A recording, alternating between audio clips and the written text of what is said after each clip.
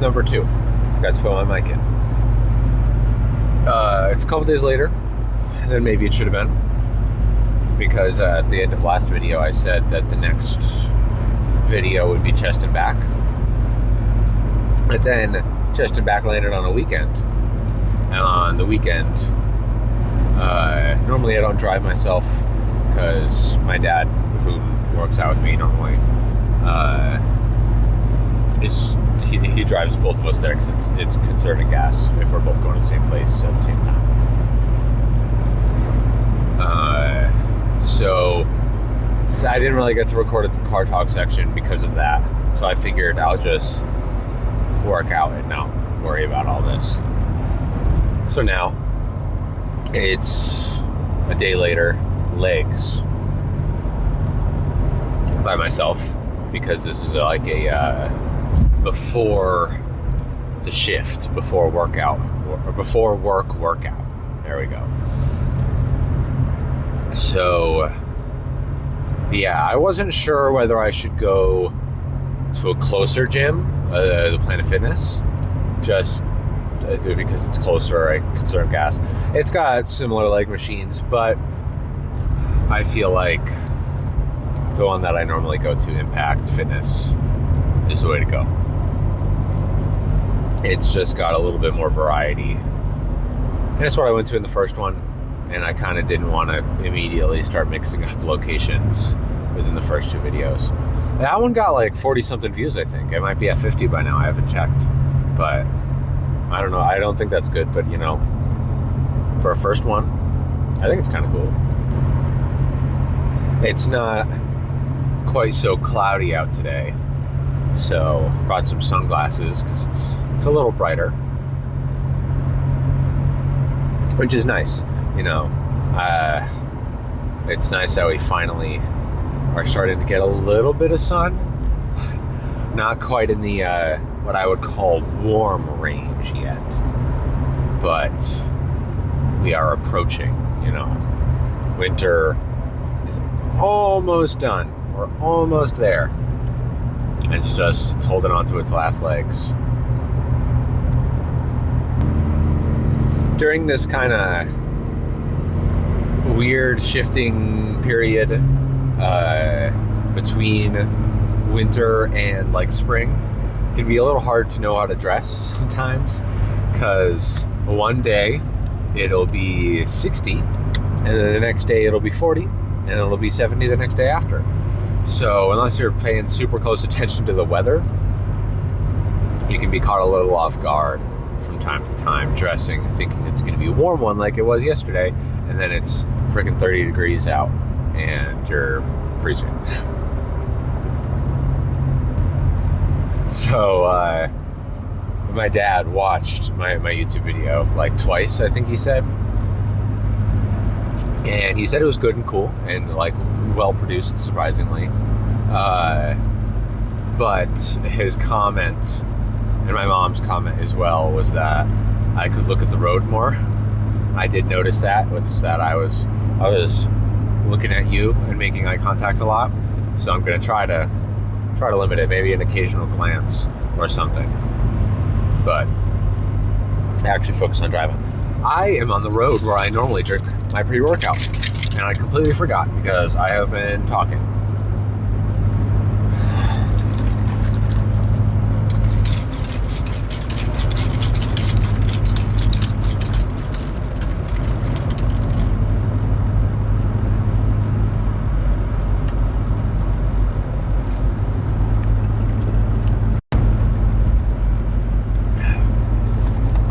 I hope you guys liked the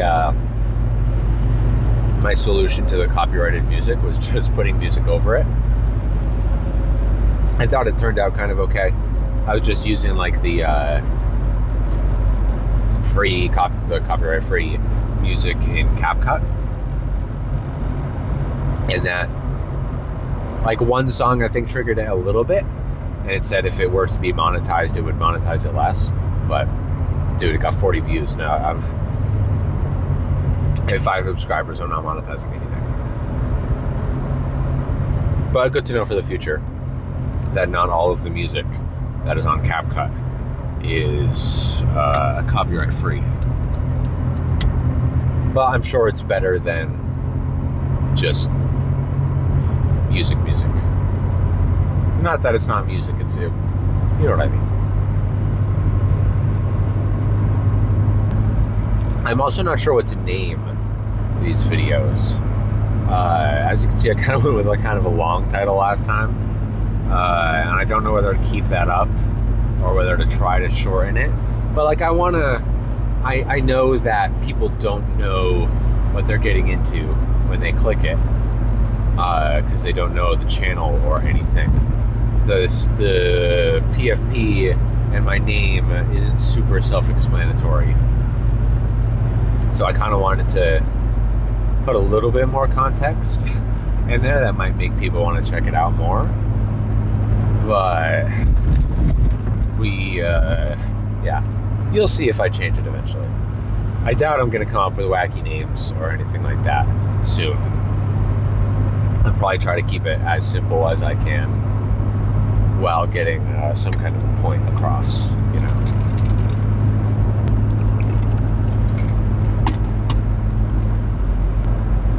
So, for legs, I'm going to try to cover as much of it as I can, like a recording as much of it as I can.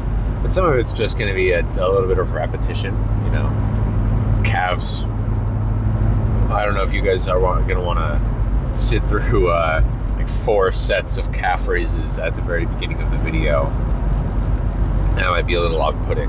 So I'm probably only going to record like one, maybe when I have something to say.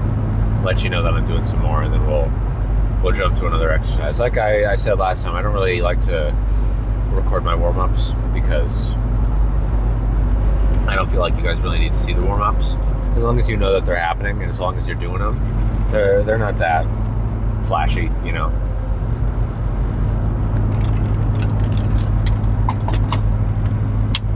But because it's not flashy, it means I don't really want to record it. But because it's not flashy doesn't mean that you shouldn't do it, you know. And just because it is flashy doesn't mean you have to do it. Like, maybe, I don't know, your body really disagrees with barbell bench, but dumbbell feels way, way better. Magnitude's better. Just because the populace, the people want to know how many plates you bench and think it's cool to bench a lot on barbell. Like, if a different movement just really suits you a lot better, feels better, do that one more, you know. Maybe still try it out occasionally, you know, your body's always changing. So there's definitely been times where I haven't liked a machine or a movement for like a year, and then I did it again after that, and I'm like, oh, this actually isn't that bad. So we're getting a little closer. I think I'm going to call it there. I'm not really sure what to talk about before, so talk to you a little bit in there. Yeah, I guess we'll just get to it. Wireless thing. Oh, no, wait, it didn't work. Okay. Minor warm-up set over with. Slightly different machine that I normally use. The other ones were taken. But this one's not that bad. I definitely feel like calves are a thing that's worth getting a machine for, because the stretch is so important. Just like standing on the ground ones, not gonna do it.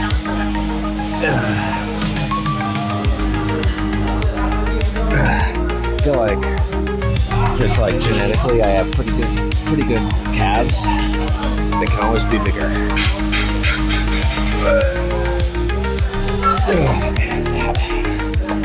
I also think it's just nice to start a workout with them, because it warms up the ankles, the calves support all the rest of the pressing movements and stuff, so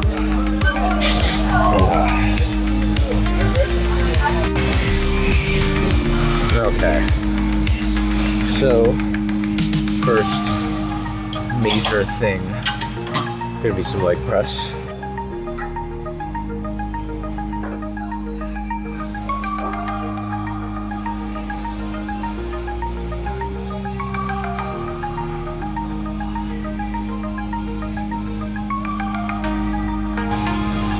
Still warming up. I like to ascend one plate at a time.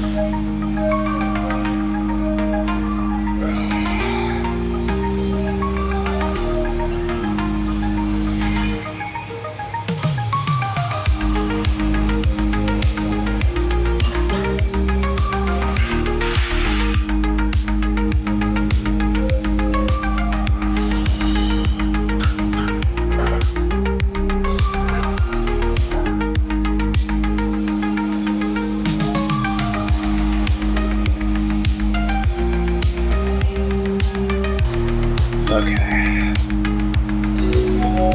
This is probably going to be considered a working set.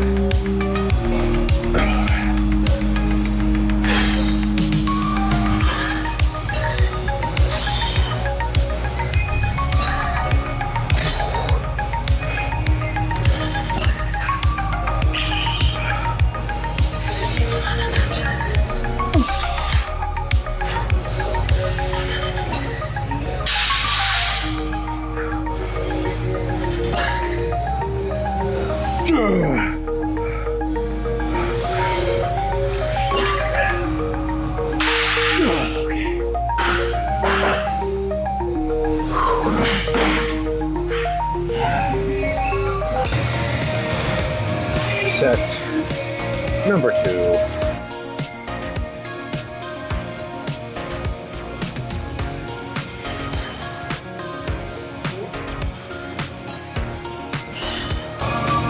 Gonna lower the safety. I bump it every time.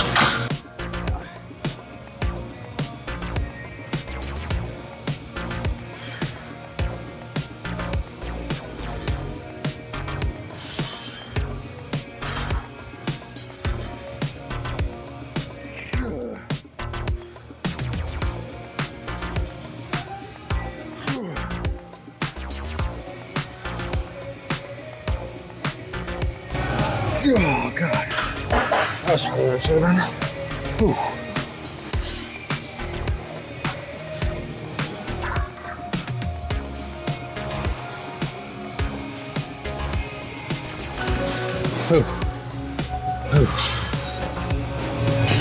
Kind of a drop set.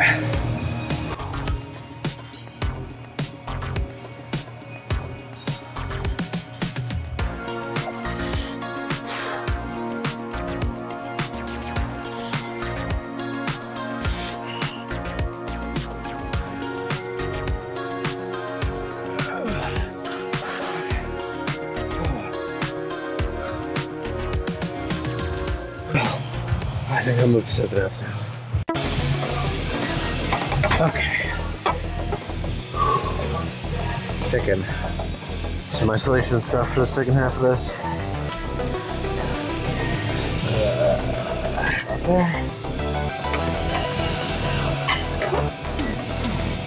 This is a very oddly inclined hamstring machine. Come on. There we go. Lock into it.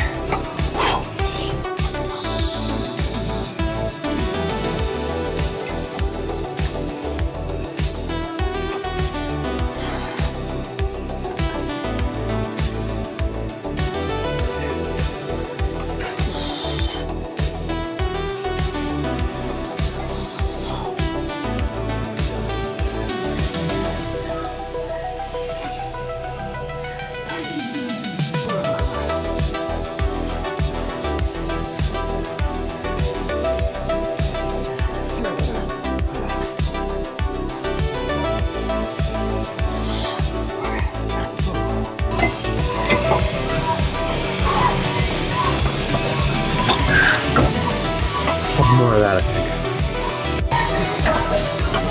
Okay, number 2. I got myself locked into the machine, but realized I forgot to hit record. So here we are. Doing it again. Come on. There we go.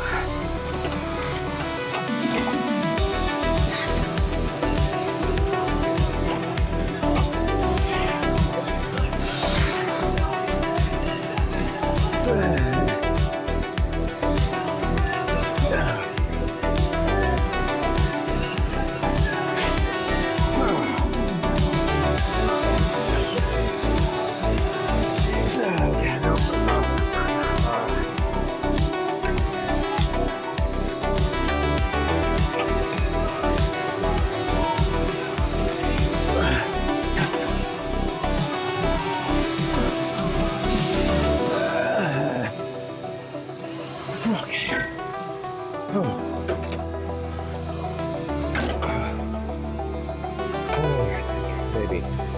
We'll see. Okay, number 3. I think this is going to be like a kind of alternating single leg until failure is on double leg with the same weight.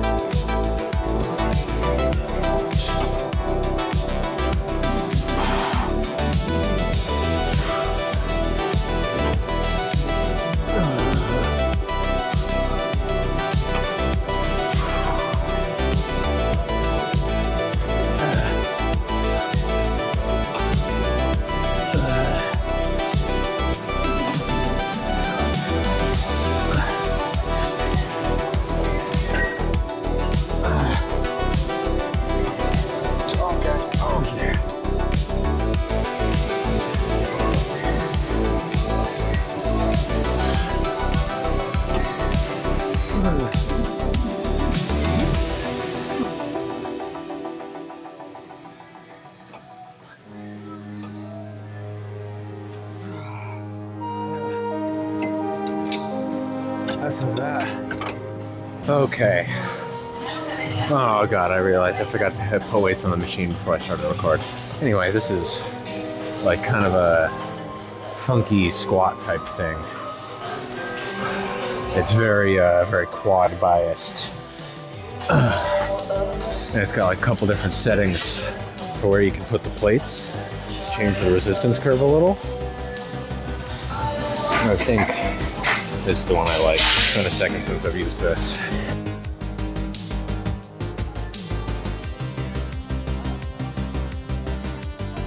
But we'll try.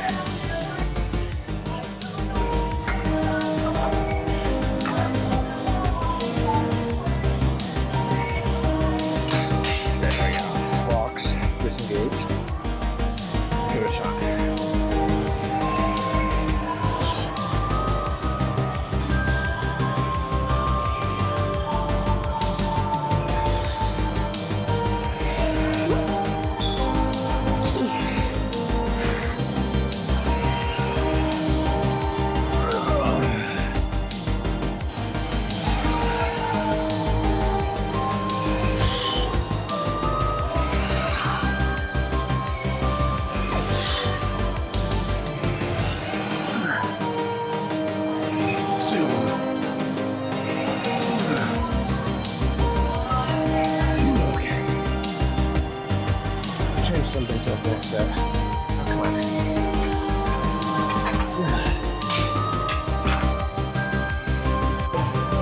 Okay, gonna try a kind of cool double shot. I hope it's cool.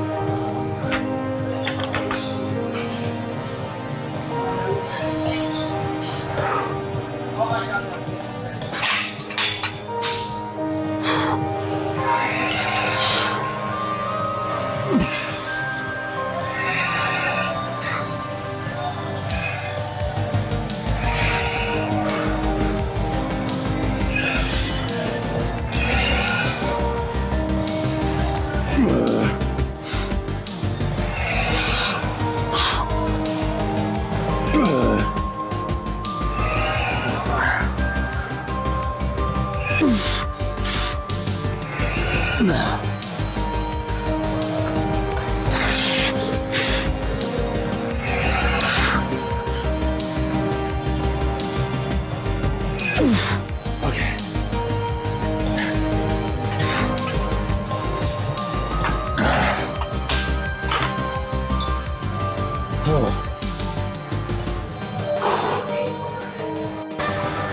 Okay, it's gonna be a kind of back and forth superset.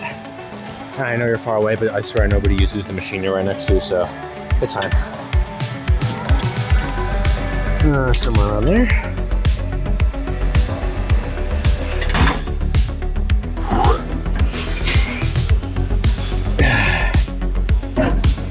First time ever recording these in a little while ago. I realized I didn't actually go all the way up.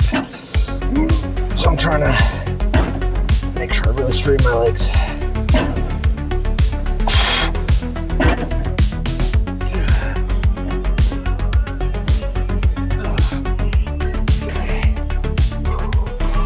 Onto this one.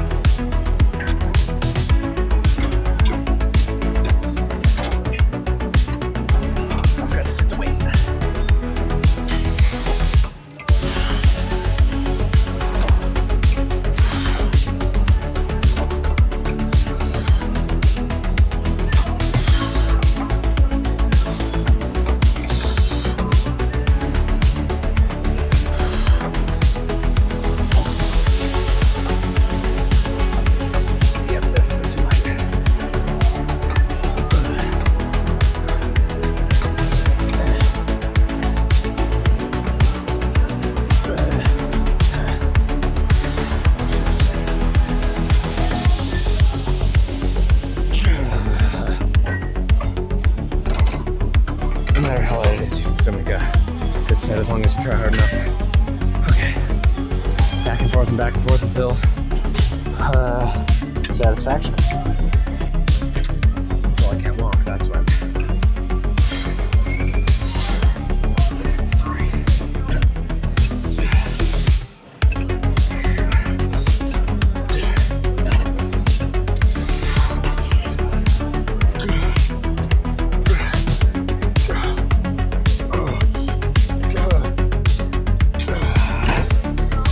Oh, some stuff is just once at the end there. Oh, I got this one.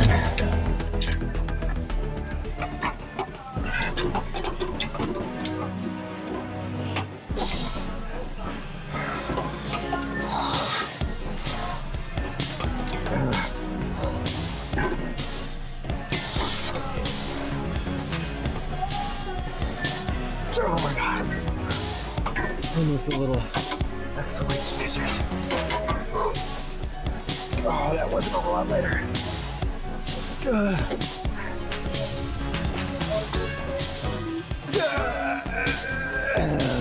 Okay, that's enough of that. Oh.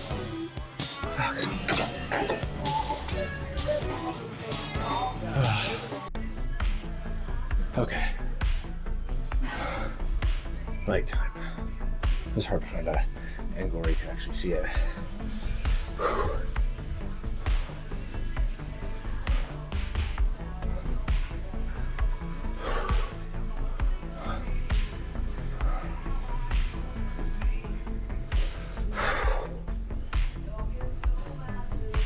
I feel like it always looks better in the mirror than it does in the recording, but we'll see.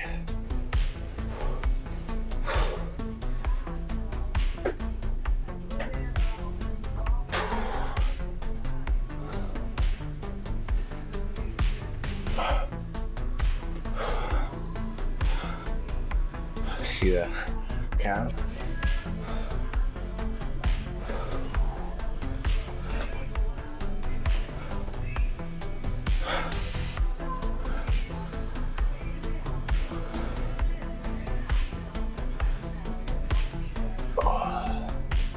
Damn. Okay, I mean, there's not really that many poses to run through with legs.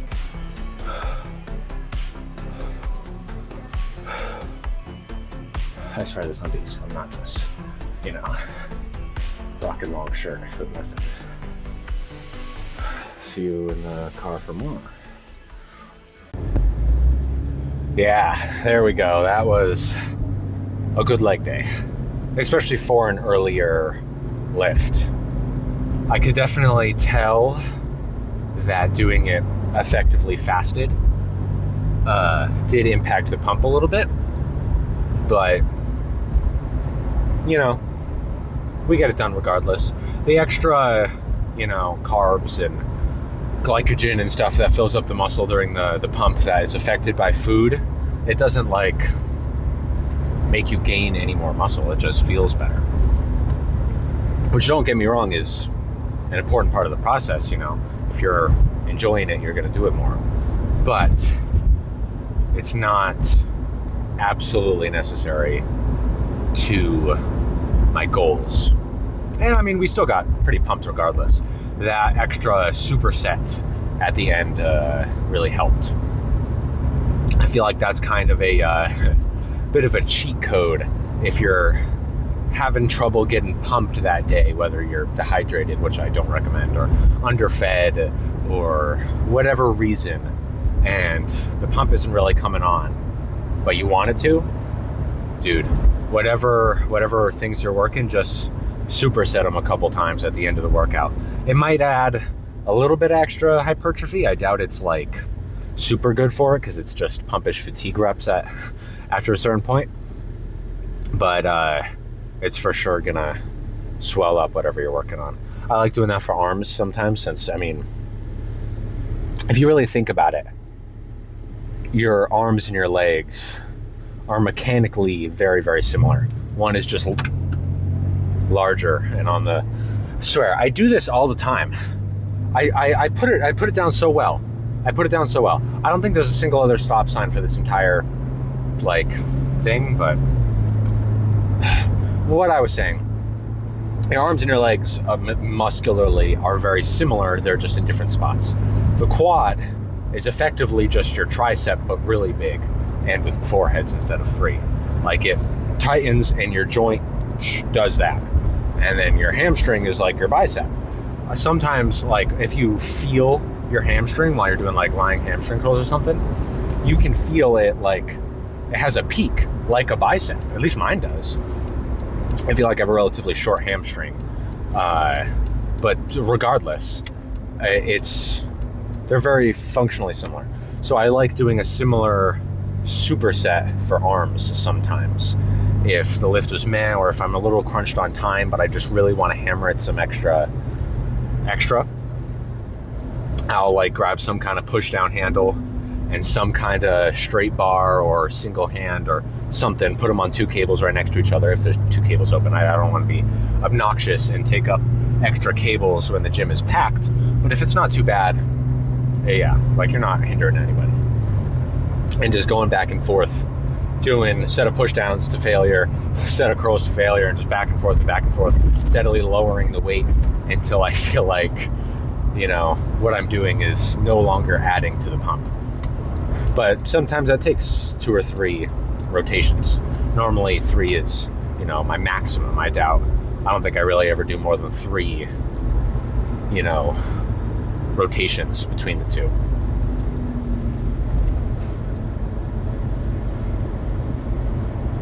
And by that logic of the legs and the arms are roughly the same thing, are your forearms like your calves? I imagine similarly. They've got more tendons, obviously, instead of just going straight to an Achilles and to your ankle for this kind of motion. It's a bit more complex.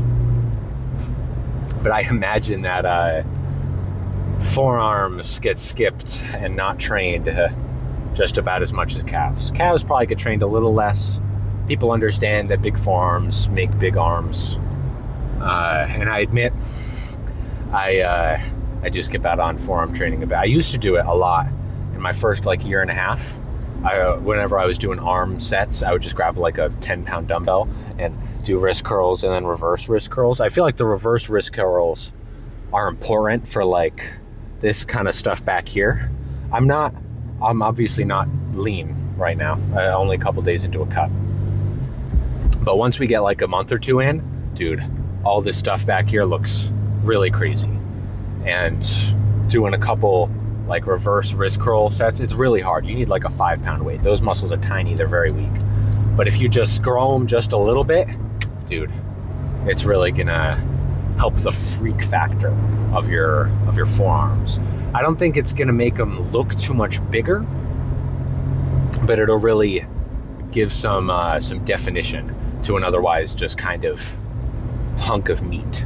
You know, the bottom portion of the forearm doesn't really have a whole lot of bits in it. It's just kind of veins and a chunk. Like, as you're lean, you're gonna get super veiny forearms, but there's not really a whole lot of definition there. Like, your tricep and your legs and your everywhere else gets like cuts and lines and feathering and stuff if you're lean enough, but your forearms just kind of, they don't really, which is fine. But if you want to add that little bit of extra, I definitely do recommend throwing in some reverse arm curls. And on the opposite side, for a generally thicker forearm, don't be afraid of some hammer curls, man. A lot of people say like you shouldn't be doing hammer curls or up, like the knuckle up curls, whatever they're called, during your arm days, because it reduces bicep activation. Yes, it does. But in my opinion, well, not in my opinion, it also works the forearm. Sorry, I'm a little scatterbrained today. I'm a little tired, sorry. It also works your forearms quite a bit. This like upper brachialis, I think is what it's called. This kind of like upper portion on the top that really adds to the thickness near the joint. So like if you're already a decent amount of way through your arm day, just throw a couple of those in. Once your biceps are already tired, you can use a slightly heavier weight, not putting as much force onto your bicep because the forearm's taking some of it, and you're still training your bicep, but you're throwing in a little bit of extra forearm too. On my arm day that you saw last time, I like to do one into another. Since it's a little easier, I can do like a very supinated curl that's all biceps, and once it's like barely getting up there, I'm too tired to do more, I swap to a hammer because my forearm takes over a little bit, and then pump out a couple more to hit failure a second time. Like, it's for your biceps, it's effectively the same thing as putting those weights down, grabbing a lighter set, and then doing another couple reps with those. But instead, you're getting a little bit of extra sauce to your forearms. If you're going to do individual forearm training though, on your arm day, which is when I would normally do it, I do not recommend doing it first unless you have straps, because from my experience, you do an adequate number of sets for your forearms and they're just so pumped, it's like hard to squeeze anything. So you then go to do some heavy set of dumbbells and your hands are like dropping the dumbbells because your forearms are just so fatigued and pumped that you can't even grab anything. So I would recommend you do them later in your arm day after you've already done whatever things you need to squeeze. But if you're strong enough, I know some people use straps for arm days anyway, because they curl so much that like it would fatigue your forearm anyway to hold on to the 80s or whatever these dudes with 22-inch arms are curling. I'm not of that caliber though, so I don't think I need straps to curl the 40s.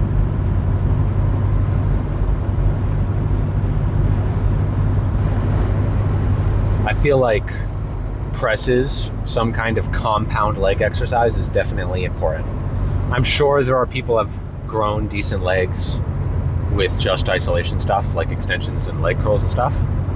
But I feel like for the vast majority, some amount of heavy compound press is important for big legs. I like to do it kind of right in the middle. That way I can still be strong enough for it. Like, I'm not pre-fatigued from doing 4 sets of leg extensions, but I'm also nice and warm from doing a couple warm-up sets of said leg extensions. And then move into a press when I'm nice and strong, really giving it my all, fatiguing everything, and then doing some isolation stuff. So different press variations, I find, target the leg in different ratios. So the 2 leg presses, or the 2 presses that I did today, the conventional like sled leg press, and then whatever you want to call that squat thingy, were both quite quad biased, I felt. There was quite a bit of glutes in both of them too, but pretty quad biased.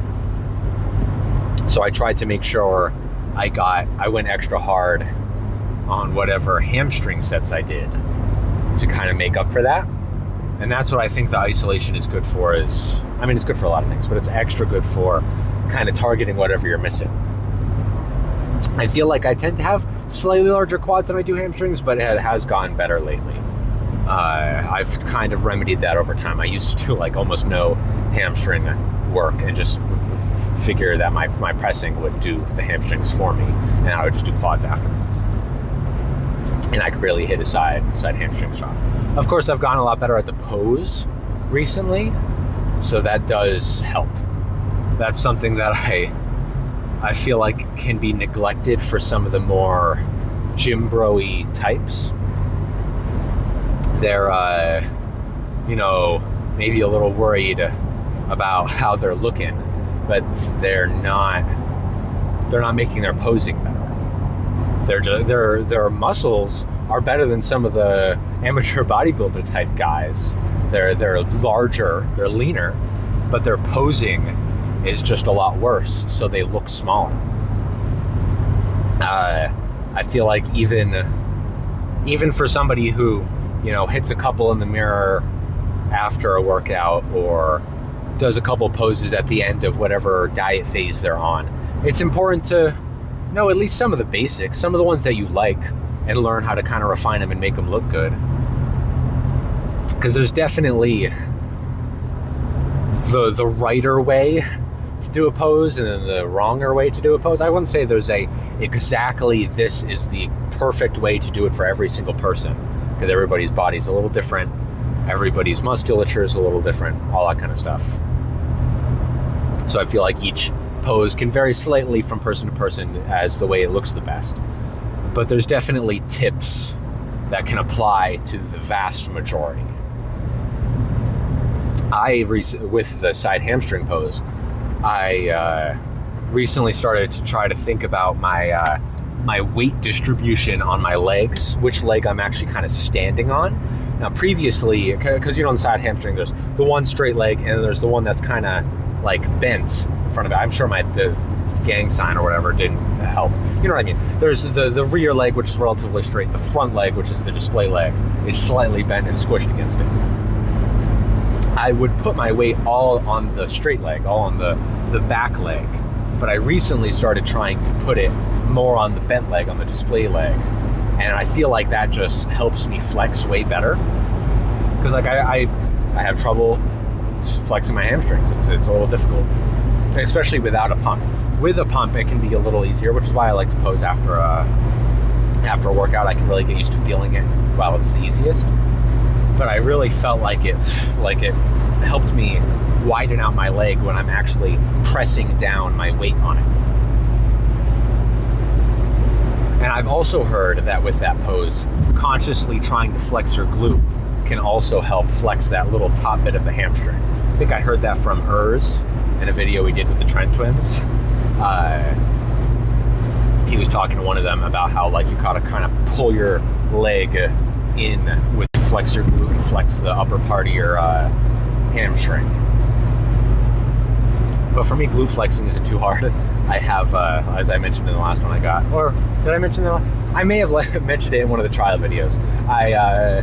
I'm starting to not remember which ones I put out and which ones I didn't. I am relatively gifted with my glutes. So if you see my future leg days or this leg day, I don't really tend to do a whole lot of glute focused training. I throw it in occasionally, but I don't really do a whole lot because they're there.